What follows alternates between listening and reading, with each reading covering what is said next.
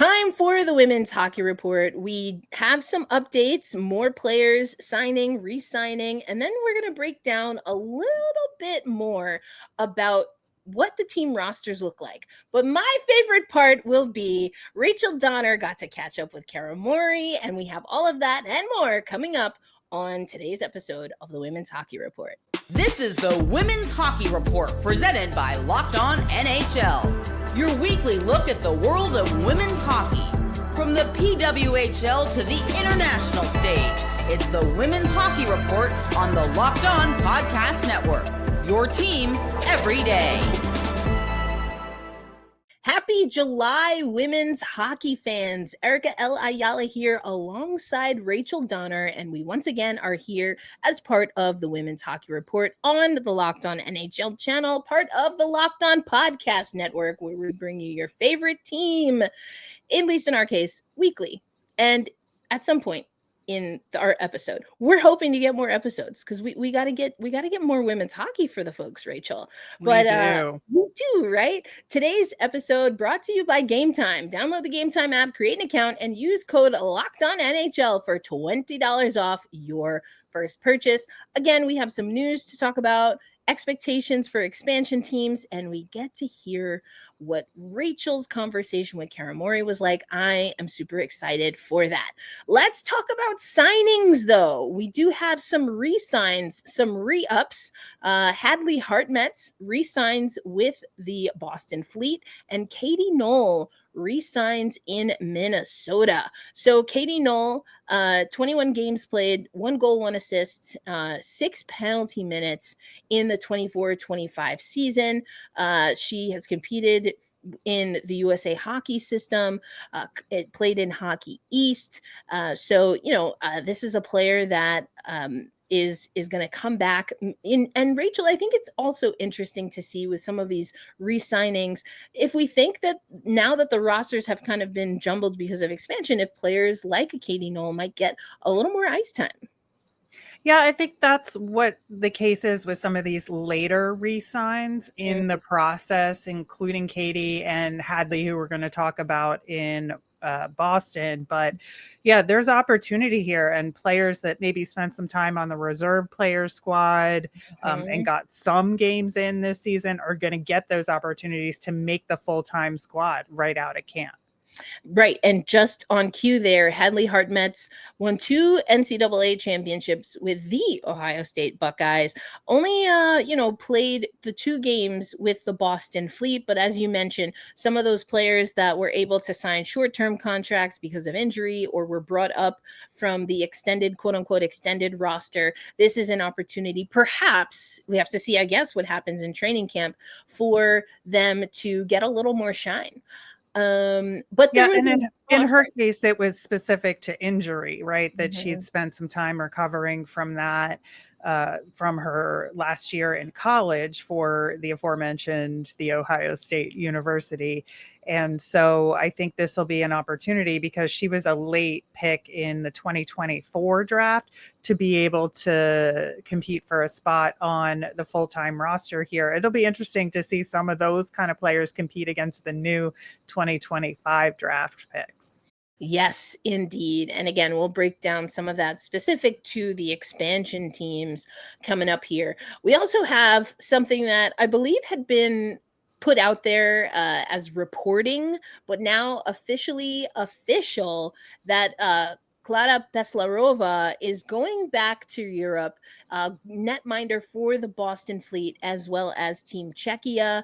And, we had wondered on the other side of World Championships, especially with that Aaron Frankel injury, if Peslarova was going to be able to get a little bit more play. Did, for sure, towards the back end of the regular season, again, because of Frankel's injury. But then, and we talked about this, right? They did decide to go with Frankel when it came to the playoffs, and then had to kind of walk. We're trying to make the playoffs, right? Right. Well, exactly. Excuse me. Yeah. And so, and then that didn't necessarily work out.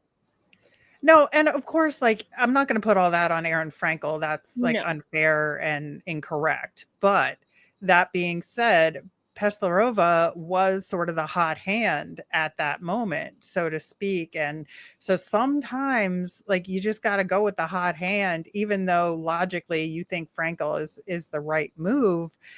And I think that Peslarova, like, she deserved an opportunity to compete for a full-time starting job in the PWHL. And I absolutely believe she could have this upcoming season. Now, I don't know her personally. And if she wanted to go back to Europe for personal reasons, regardless, that's fine. I have no beef with that. But just from a pure hockey perspective here, there is absolutely room in the PWHL for her. And I'm very sad to see her leave the league. Yeah, indeed. Whether it was with Czechia at the World Championships, a 914 save percentage, 937 with the Boston Fleet. Now, small numbers, 6 games in the World Championships, 4 though with PWHL in the PWHL, 2.59 goals against average in World Championships, 1.79 with the Boston Fleet. And like you said, was there room in what we're seeing in the PWHL? Sure. And it's a conversation actually I've been having on the WNBA side, which I know we were talking offline. Very excited, especially about one of the 3 expansion cities in particular. Congratulations to Detroit, Cleveland, who will get Philly. return. Yes, the first to get a return to the WNBA. Philly won for the first time. But that's exciting. I know for you, I'm sure it'll come up again. But when you have these expansion teams, yes, it does create opportunity, but the reason I mentioned the WNBA is because you also have international players who compete for their national team, or sometimes in the case of like a Lee Yuru, who is in Seattle, now in Dallas, you get a little bit of pressure. There's an expectation that if you're competing for your national team, that when you're playing in a domestic league or a professional league, excuse me, that you're going to get significant minutes, because that's only going to help your national team. I don't know if that's the case. Just like you said, we don't know if it was personal reasons. I don't know if that's the case with Peslarova, but it's not outside of what we've seen happen in other sports, women's sports or otherwise. So, maybe it's about the consistency. And sure, could she have competed and maybe got a little bit more of an equitable split? For sure. And is it more of a guarantee that she's going to get more ice time elsewhere? Who knows? But either way, we wish her the best. We will certainly talk about Peslarova when it comes to the international stage and competition, I'm sure. Yeah. And I just want to point out that I truly believe that whether it is the Toronto Sceptres or the New York Sirens, that's where I see the opportunities 100%. for her to have competed for that spot. Because you look at the New York Sirens, their number 1 is ostensibly Kaylee Osborne, and I think that she's solid, but is she a true number 1? And you look at what Minnesota has done so successfully with a duo in Maddie Rooney and Nicole Hensley. Was there room for a duo with Kaylee Osborne and Klara Peslarova? I believe that. And I understand they drafted 2 very good goaltenders, but maybe they would have only needed to draft one of them, or draft 2 of them and have one more in the deep reserves. But I truly believe there could have been a good duo between Kaylee Osborne and Klara Peslarova in New York. Now, maybe she won't play in New York again. That's fine, but that exists. Toronto, Elaine Chuli and Reagan Kirk are their duo. Is there room for Peslarova to compete for one of those spots? I think so. Yeah. And I think this speaks to something that we've seen, in my estimation, Rachel, in women's hockey in North America, as it's tried to get to this level of professionalism, which, hopefully we now have sustainability with the PWHL. All signs point to yes.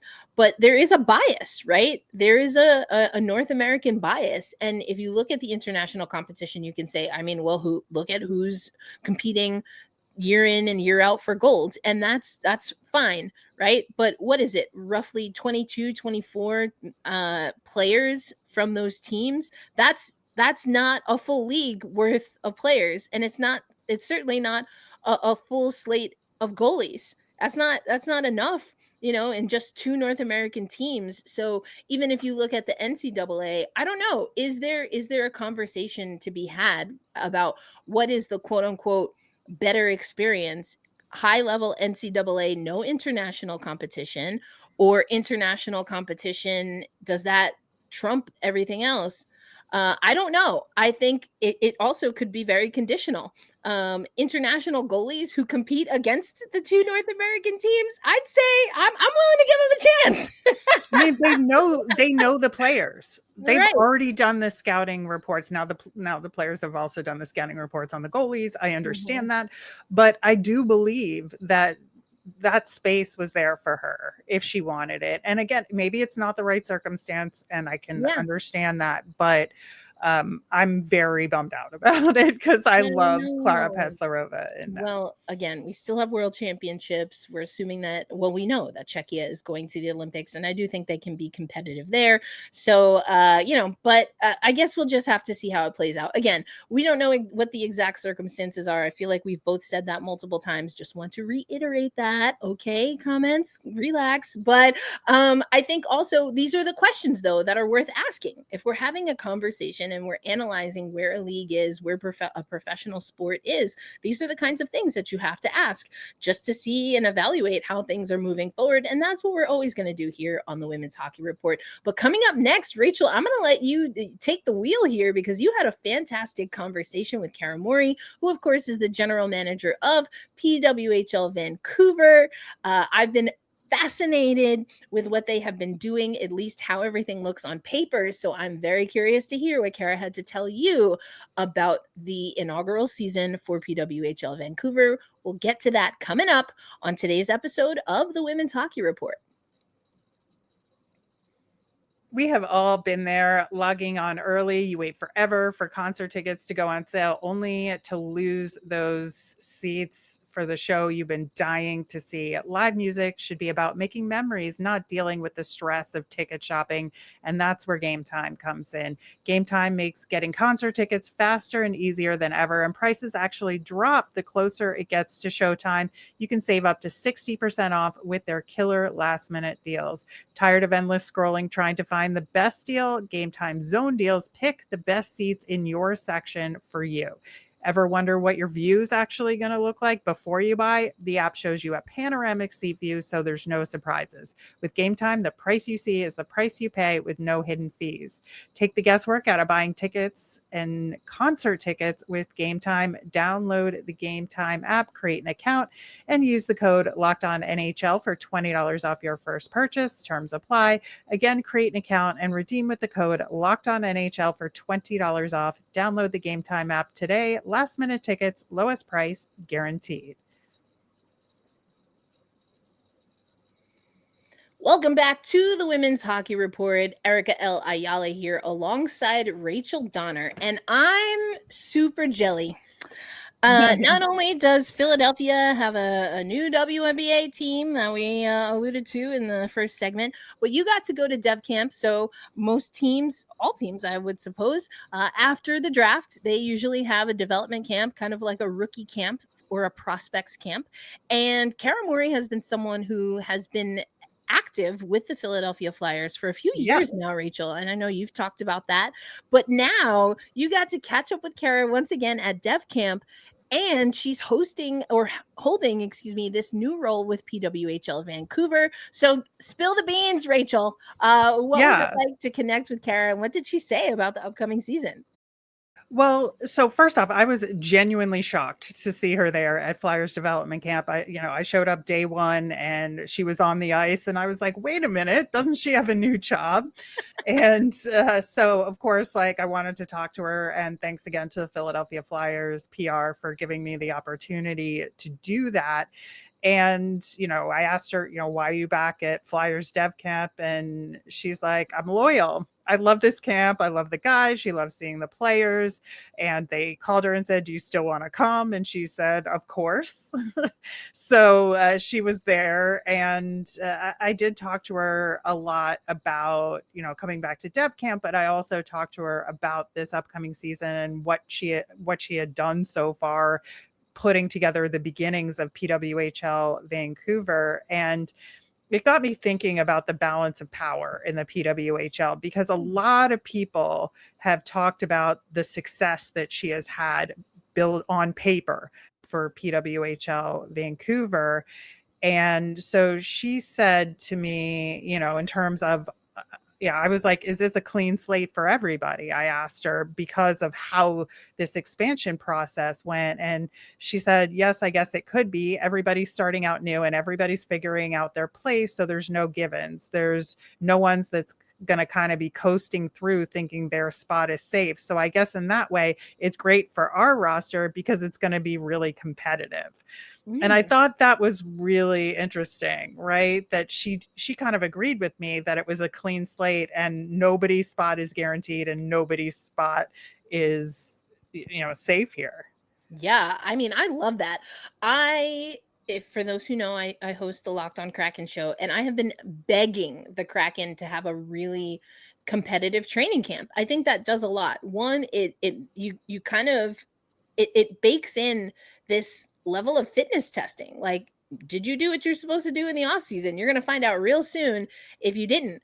And then it bakes in also, like, okay, even if you did do some work, let's get to NHL level ready, right? In that case, or in this case, PWHL level ready. I think also that's where you can, if you really ask people to come in and be super competitive, then you can have conversations with the coaching and training staff on, all right, where do we need to refine things? What are things looking like? And I'm not even talking about roster spots yet, Rachel. I'm just like, what is the identity, right, of this team? How do we want to play? And so I think that's super important. But to the point that, I believe you're getting at, it's like when you have a roster full of, as we talked about a little bit in the first segment, players with international experience, international gold and silver and bronze medals, you are still asking them, setting the expectation that they're going to show up and compete for their spot, because there's no lines 1 through 4 or pairs 1 through 3. This is a brand new team. Nothing is set in stone. No, nothing. And I think, like, again, if you look at it on paper, as we all saw when we went through that expansion process, it just felt like the original teams were being decimated right and left, and that it really was going to be a rebuild for a lot of these teams. Now, did some teams do a better job using their protection, figuring out the right signings and re-signings? Absolutely. But I do think, this field is wide open. And I think ultimately that's what the league wanted from jump. And I think they had accomplished that. I think there is a side effect to the fan bases of the original teams, feeling maybe a little slighted about it. But I think that that was going to be the nature of the beast with this Right. process, the way it was set up and the way that it was executed. But I agree. I think it's a level playing field in terms of the opportunity. These teams just have to take advantage of them through their GMs and structure, and then their execution and coaching. Indeed. And so let's go back to your conversation with Cara for a little bit. First, I just want to circle back to something that you said, that the Flyers reached out and asked if she wanted to return, even though we know she has this new role. Did you get the sense that maybe this was something that would be kind of like a way to say goodbye, and like the last time? Do you think that I think she'll go back. Okay. I did not ask her specifically because I wanted to get to PWHL stuff. Yeah. But I think she'll want to go back because, Yeah. she's there for a week. It's in the off season anyway. Right. Might as well, right? Gets her on the ice. For sure. And if we look at how things happen in pro sports, especially on the men's side, I know the NBA a little bit better, but the NBA has something, called Summer League. And that's basically where a lot of business happens. Of course, there is working with the prospects and the opportunity to bring in new coaches, and that's very real. But sometimes you got to put the network out there, right? And just kind of see. So I think that could be beneficial, obviously, to PWHL Vancouver and the league overall. So I was like, okay, like, is she done, or is she coming back? Like, what's going on there? And then maybe that becomes a pipeline or a pathway where she can say, hey, listen, I have some players that are interested in potentially learning about the coaching side. I don't know. Could that be something where she leverages those relationships for other players? I always think about those kinds of things. So I was curious about that. Anything else though, Rachel, that she said regarding PWHL Vancouver? Did she give you a sense of, even outside of the competition and training camp, what she wants the identity to be? What was she going for when it came to expansion draft and the entry draft? What were her thoughts there about giving an insight to what she hopes this Vancouver team will look like as they transition from on paper to on the ice? Right. So I did ask her because I think, conventional wisdom amongst people who follow the PWHL and women's hockey thought that she knocked it out of the park and did an incredible job with the expansion process and, with her expansion draft picks and her signings. And I think, we'll talk about Seattle versus Vancouver versus the league a little bit here. But I think, with Hillary Knight signing in Seattle, that kind of set the tone for what could happen. And I think Cara was just like, I got a vision and we're going to go with it. So when I asked her about those, grades and those results that people were saying about the work she had put in so far, and she's like, yeah, overall, I think we put a really good team in place. Honestly, I didn't really see any holes in the lineup from top to bottom. Forwards are deep, and then our D are amazing. And we have two, probably the best goalie tandem in the country. She put down those words. So I don't think there's a lot of holes in the roster. So I'm pretty excited. Fighting words. I mean, we talked about goalie tandems effectively, right? Earlier, goalie duos and I do think that is a way if you want to take down the two-time defending champs. Goalies seem to be the difference, right, Rachel, in a lot of ways. Yeah. And when I asked her more about that, what motivated her to go out and make that trade to get Kristen Campbell, at the draft. And she talked about that goalie tandem and said, I think it's knowing you have a solid second goaltender that can take serious minutes away because it's an Olympic year. Mashmeyer's coming off an injury, so they don't want to overwork her. So there's going to be load management. In Vancouver, at least to start the season for sure. And so she continued on and saying, so we wanted to feel like we had a strong second goalie that could go into the net to give Mash some breaks when she needs it and make sure we keep everybody healthy. And Kristen was available and wanting to come. Ooh, all right. And we kind of alluded to this, but Campbell maybe seeing some of what was going on with Toronto's moves, or who knows, exit interview conversations, and wanting to have a little bit of a different experience. I think that Campbell was asked to do a lot and didn't always get the support from a team that, again, on paper, could have done a little bit more, I think, to support their goaltenders, period. I mean, you can't account for injury and things of that nature, but that's really interesting. All right. Well, we're going to have to see best goalie tandem, putting it out there. I love that. And I know you have a little bit more from Cara, but let's hold that off because we are going to do a little bit of compare contrast and pit the two new kids on the block against each other. Again, on paper, what do we think that they were able to accomplish? That's coming up on today's episode of the Women's Hockey Report.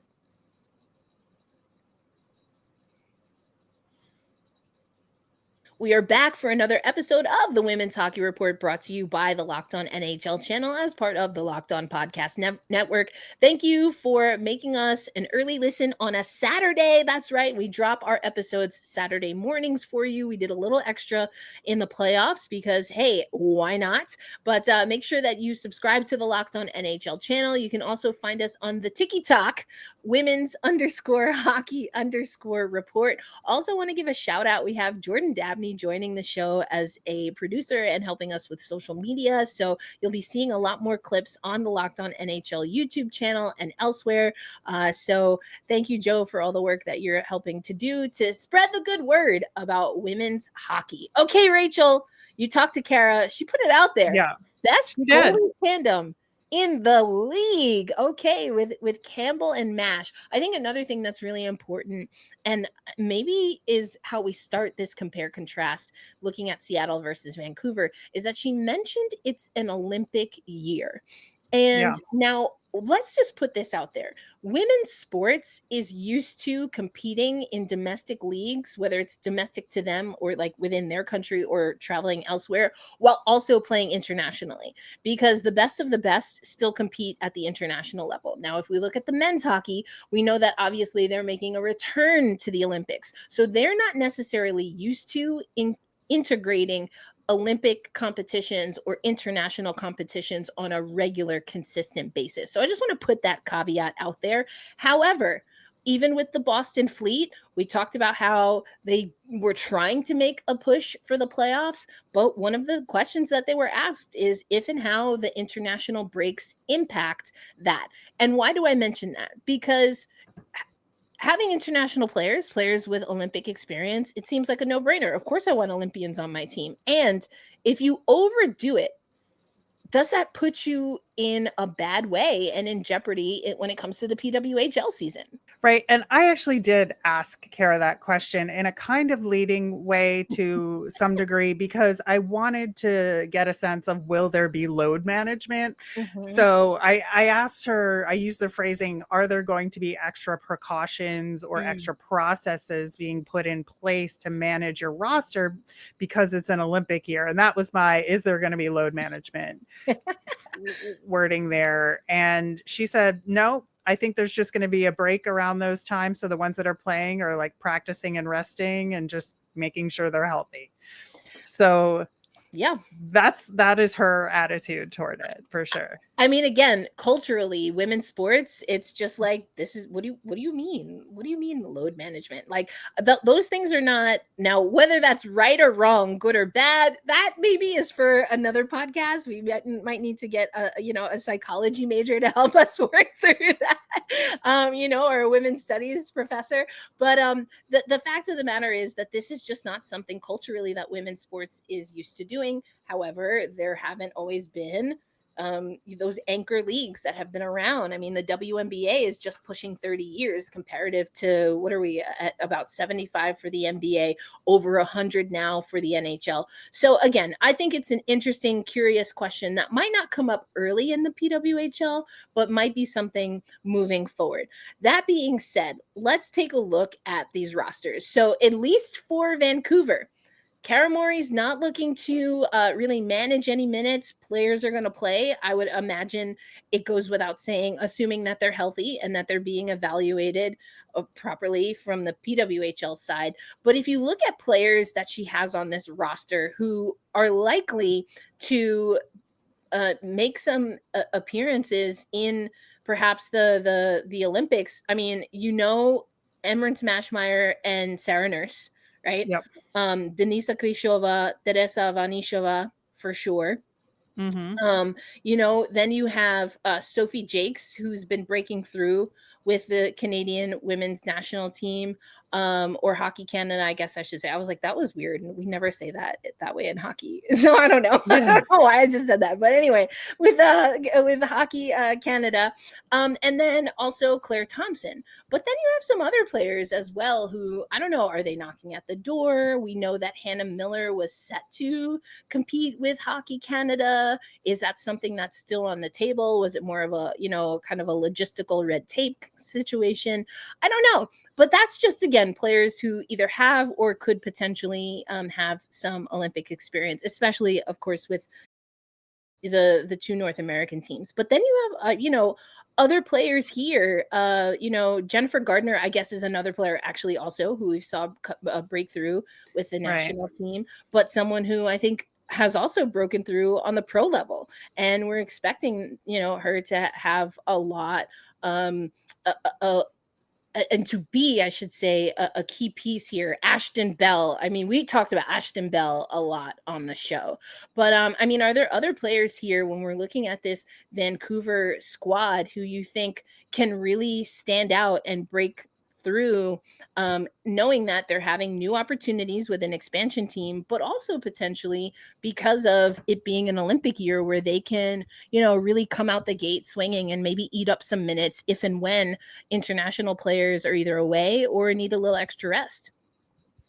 Yeah, I don't know. I think it'll be interesting to see. I mean, I love Abby Boreen. Is there room for her? maybe not, but I think she's going to certainly break through on the PWHL side of Yep. things.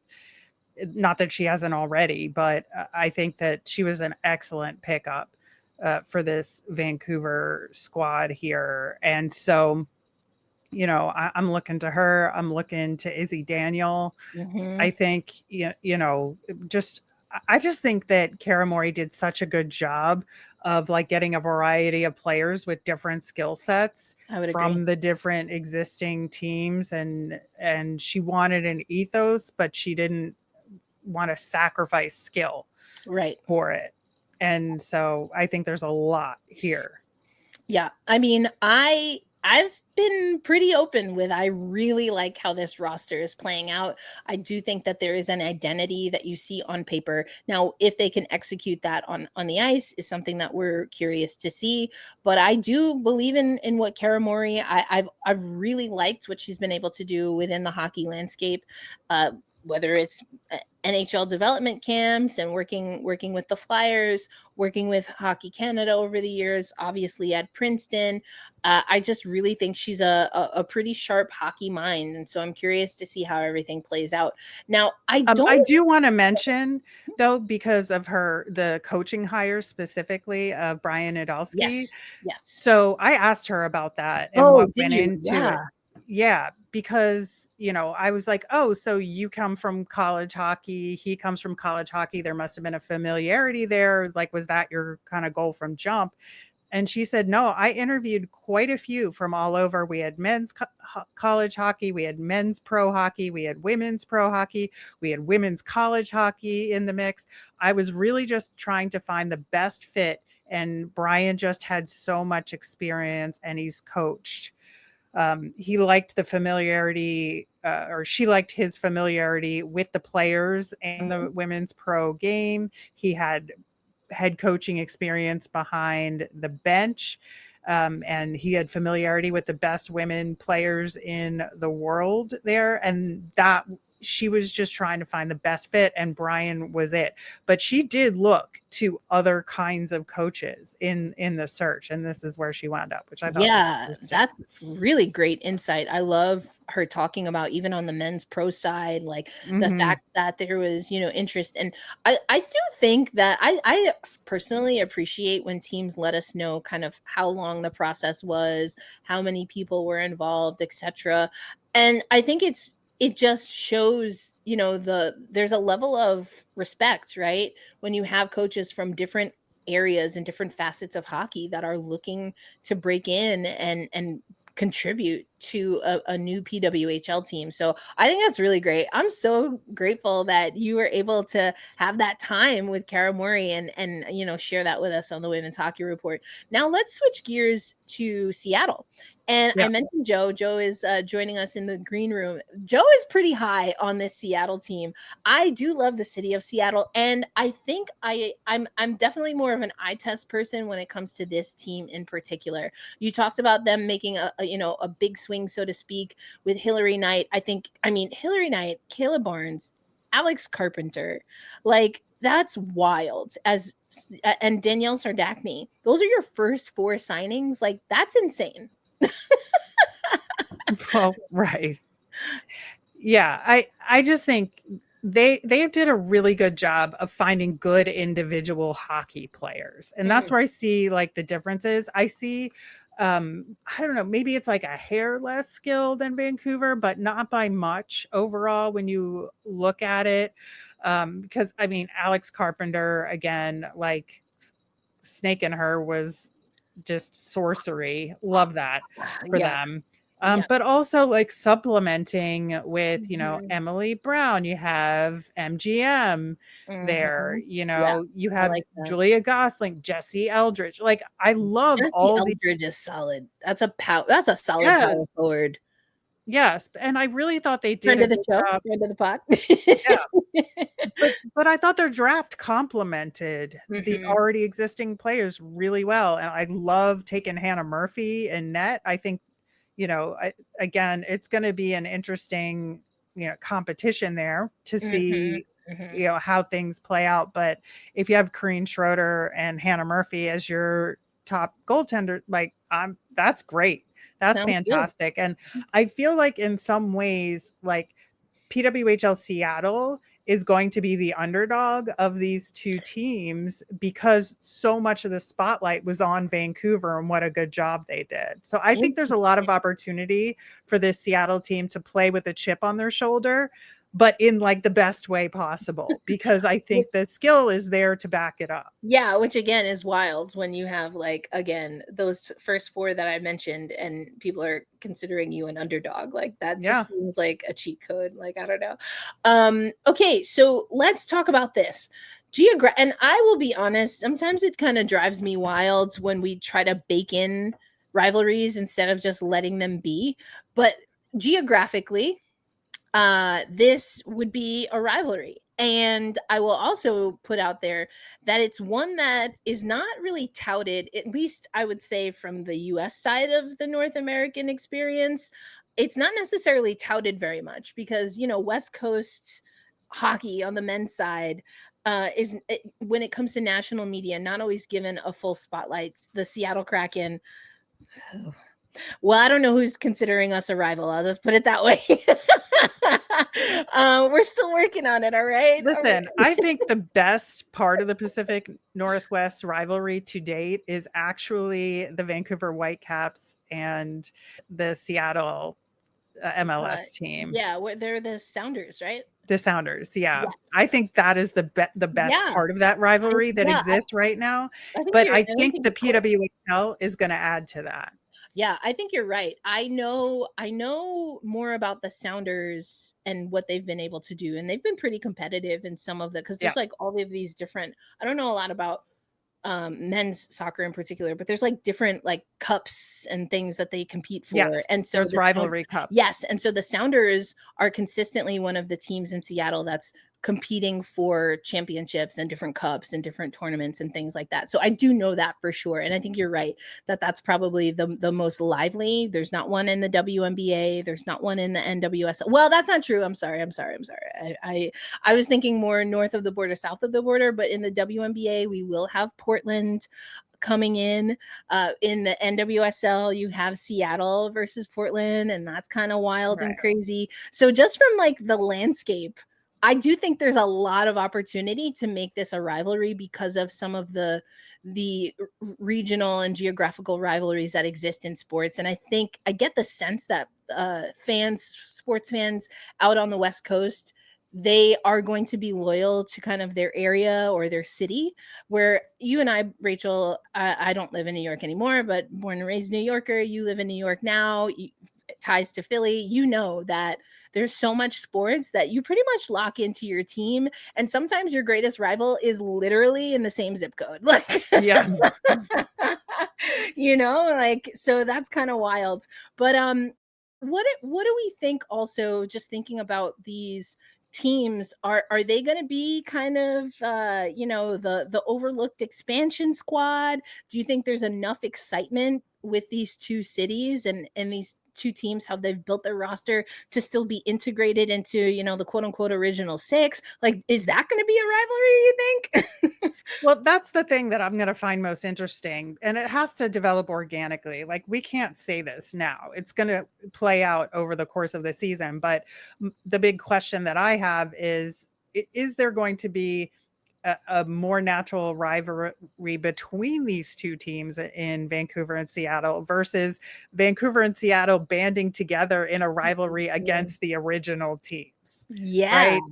And I think both are possible. Yeah. I think neither are possible. I think, I'm just fascinated by how this is going to play out. Yeah, I mean, I'm just excited we haven't spoken to anyone specifically we haven't spoken to Megan from Seattle yet, but what is kind of their buildup also internally? Because we talked, as you talked to Cara about that internal competition and making things competitive. So, I have put an ask out to speak to PWHL Seattle, because I'm curious also what their approach is going to be with that, because again, some of these names we haven't even talked about: Aneta Teralova, Hannah Bilka, I mean, Julia Gosling, Anna Wilgren, I think is another interesting name who I'm excited to see what she's able to do on a new team. I mean, what is the expectation there? How is Seattle building things through? Or do they, we've kind of talked about this, do they have a surefire first line, or is that open for interpretation? I don't know. Like, I'm excited to hear from them. Hopefully we can get someone on the show. And obviously that's more of what we're going to talk about in the off season, is dissecting, these teams and trying to put lineups together for them. Exactly. And so that's going to be the fun of this off season, because it's all theoretical now. All theoretical. Speaking of the off season, we do check the comments, and we did get a comment from a loyal listener also of Locked on Kraken, Striatic, who's pretty excited for PWHL expansion, but also has asked us to do, Rachel, a deep dive into all of the PWHL teams in the off season. So that might be something we integrate, but let us know in the YouTube comments, or if you comment over on TikTok, what do you want to hear in the off season? We have plenty that we want to break down. We want to still work on getting different guests or being able to report back after we speak to people. So let us know what are some of the things that you want to know about. Who's going to be the first team to get a mascot? I mean, I don't know. What are, hey, I mean, listen, Bowie needs a friend, right? Bowie does need a friend, like, what's going on? Well, I don't know if I've ever told you my hope, wish, and dream for the world, but I would like Bowie and Gritty to do a heist movie together. I think that would be the greatest thing. But if Bowie gets a PWHL Seattle friend, that might be even better. I mean, I think honestly, I'm gonna put this out there. Comment.